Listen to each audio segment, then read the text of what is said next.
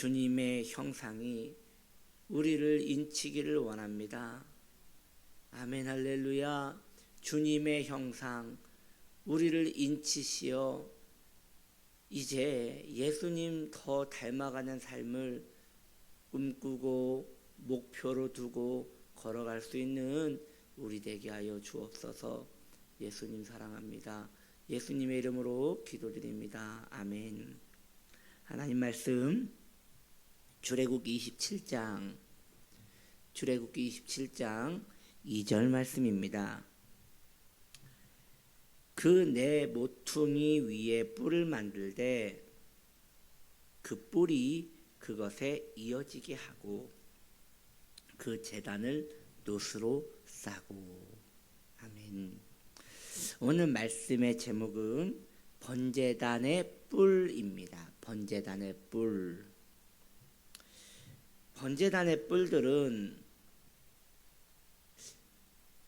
이 사각진 번제단의 각 구석마다 뿔이 있었어요. 이 번제단의 뿔은 왜 만들었느냐? 그것은 희생제물을 묶어놓는 용도였죠. 이렇게 예를 들어서 염소를 데리고 들어왔어요. 그 염소를 묶어놓고 대기할 장소가 필요하죠. 그것이 바로 이 뿔이었다는 것이죠. 뿔에 밧줄을 묶어서 염소를 둔 것이죠. 이러한 말씀이 성경에 나와요. 시편 118편 27절, 시편 118편 27절은 이렇게 말합니다. 여호와는 하나님이시라. 그가 우리에게 빛을 비추셨으니 밧줄로 절기 제물을 제단 뿔에 맬지어다. 성경에서 이 번제단의 뿔, 이 뿔은 능력이나 힘을 상징합니다. 상징적으로 번제단 위에 있는 뿔은 우리 주 예수 그리스도의 확고한 목적, 확고한 사랑, 강건한 사랑을 가리킵니다. 우리 주 예수님의 사랑은 꺼지지 않는 불입니다. 우리 주님의 사랑은 승리하는 깃발입니다. 그래서 우리 주 예수님의 그 지지 않는 사랑, 이것이 바로 뿔인 것입니다. 이것이 바로 번제단의 뿔과 같이 견고하게 서서 끝까지 구원을 이루시는 우리 주님의 사랑인 것입니다. 우리 예수님을 십자가에 붙들어 놓은 것은 못이 아니었습니다. 우리 예수님을 십자가에 못 박은 것은 사람들이 아니었습니다. 군병들이 아니었습니다. 이것은 겉으로 보여진 것일 뿐이었지 실제는 그리하지 않았습니다. 어찌 감히 하나님이신 예수 그리스도를 사람이 십자가에 매달겠습니까? 그들에게 무슨 힘이 있다고 전능자 하나님을 십자가에 못 박을 수 있으며 그리고 그 가련한 못이 우리 주 예수님을 못 박을 수 있겠습니까? 이것은 보여지는 것인 것입니다.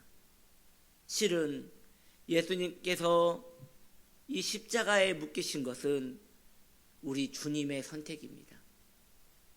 하나님 아버지에 대한 헌신으로 우리 주님은 그렇게 하신 것입니다. 예수님께서는 이처럼 번제단의 뿔에 묶이신 것이에요. 요한복음 10장 18절은 이렇게 말합니다. 우리 주님께서 자원하여 그분의 생명을 버리셨음을 우리에게 이렇게 말합니다. 10장 18절 요한복음, 이를 내게서 빼앗는 자가 있는 것이 아니라, 주님의 생명을 빼앗는 자가 있는 것이 아니래요. 그럼 무엇인데요? 내가 스스로 버리노라. 내가 스스로 버리노라. 내가 스스로 버리노라. 할렐루야. 나는 버릴 권세도 있고 다시 얻을 권세도 있으니 이 계명은 내 아버지에게서 받았노라 하시니라. 그렇습니다. 우리 주님은 스스로 생명을 버리신 것이에요. 주님은 그때 버리지 않을 수도 있었고 버릴 수도 있으셨어요. 그러나 선택하셔서 순종의 본을 보이신 것입니다. 이어서 또 빌립보서 2장 8절도 이렇게 말합니다. 사람의 모양으로 나타나사 자기를 낮추시고 죽기까지 복종하셨으니, 복종을 어디까지 했대요? 죽기까지 복종하셨대요. 왜요? 곧 십자가에 죽으심이라. 왜요? 아버지께 복종하기 위해서 말이죠. 십자가에 달리실 때 무지한 죄인들은 예수님에게 내려오라고 하였어요. 뭐 아무것도 모르니까 무지한 죄인들은 너가 하나님의 아들이거든 십자가에서 내려오라고 조롱하였어요. 주님이 내려오지 못해서 안 내려온 게 아니에요. 거기에 있으셔야 했기 때문에 매달리신 것이죠. 우리 주님은 꿋꿋하게 그 자리를 지키셨습니다. 그 십자가를 견디셨습니다. 그 조롱을 견디시고 계속 십자가에 계셨습니다. 결국 죽음을 선택하셨습니다. 예수님은 이렇게 번제단의 뿔에 당신께서 자원하여 묶이신 것입니다. 십자가에 묶이신 것입니다. 그렇게 생명을, 영생을, 부활을 이루어내신 것입니다. 이제 우리 차례입니다. 사랑하는 성도님들이요, 성도에게 있어서 말이죠, 가장 중요한 게 뭐냐? 여러분, 거룩하게 사는 것이에요. 목사님 또 그 말 하시네. 네, 맞아요. 이 말밖에 할 게 없어요. 성도에게 있어서 가장 중요한 것은 거룩하게 사는 것이에요. 그런데 여러분, 거룩은 참 상대적이죠. 왜냐? 지극히 거룩하신 분은 우리 하나님 아버지거든요. 그러니 그 숭고한 거룩함에 우리가 어찌 이르겠습니까?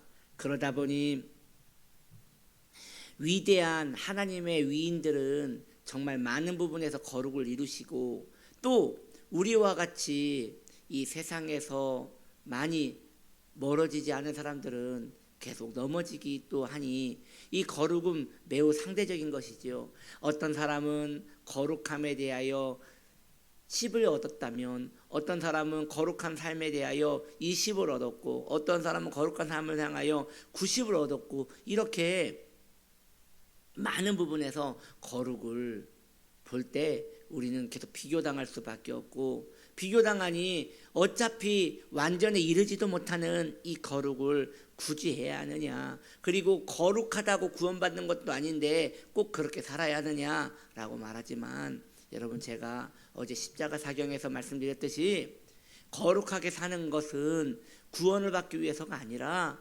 구원의 확신을 가지기 위해서인 거예요. 구원의 확신이 없으면 성도는 힘이 빠지고 그 얼굴과 그 영혼의 생기를 잃어버림으로 믿어도 믿는 것이 아니게 되고, 정말 밀랍 인형처럼 바짝 말라 그렇게 살아가는 신앙생활을 할 수밖에 없는 것이지요. 그러므로 성도는 계속 거룩함을 꿈꿔야 돼요.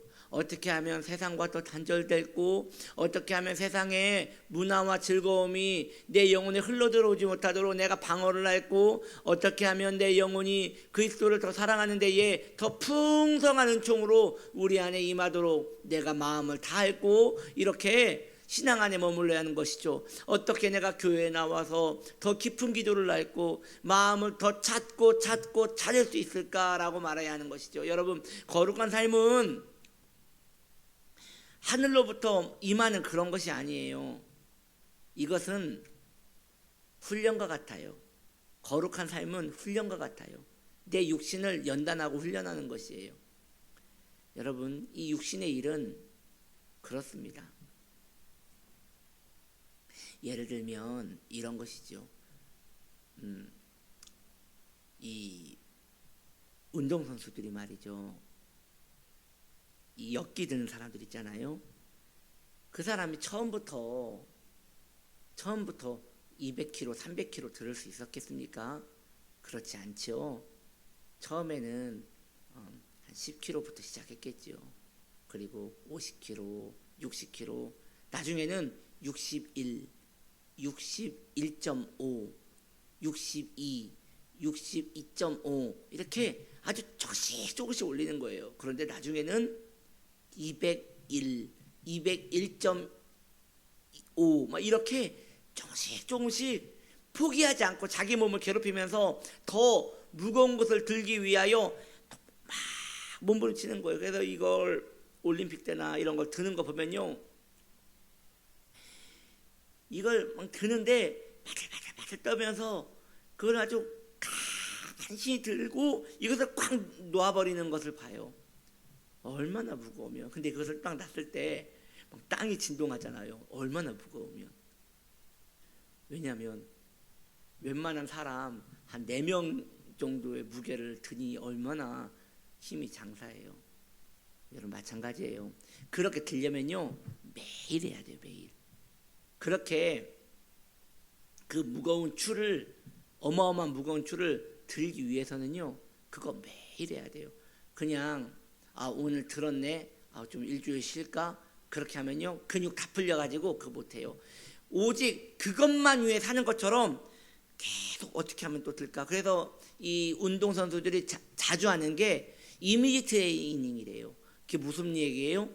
무거운 것을 들 때만 힘을 다하는 게 아니라 그걸 들지 않을 때도, 밥 먹을 때도, 세수를 낼 때도, 다른 사람을 만날 때도 온통 머릿속에는, 예를 들면 이런 것이죠. 온통 머릿속에는 이런 것이죠. 본인이 지금 250kg까지 들었어요. 그런데 좀 더 도전을 하기 원해요. 251을 더 들고 싶어요. 251.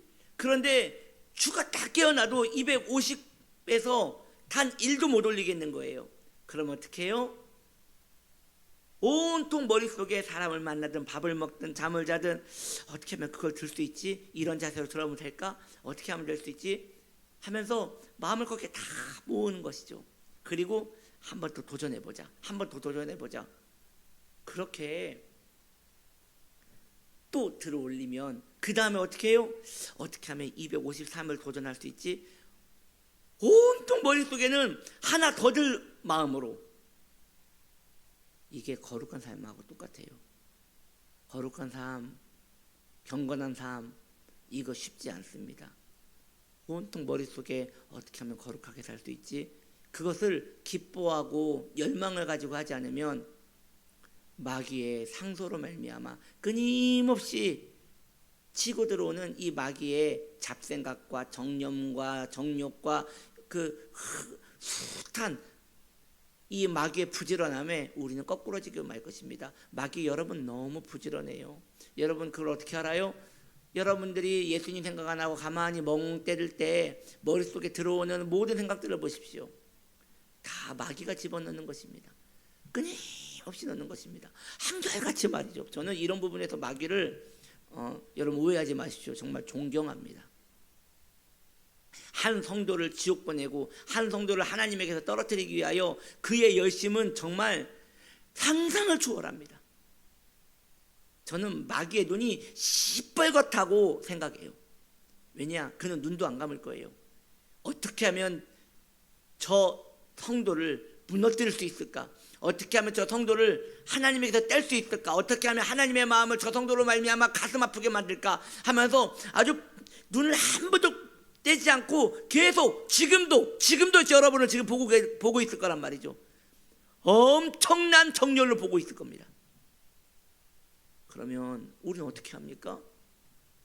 네, 우리도 눈 빨개져서 주님 바라보면 돼요.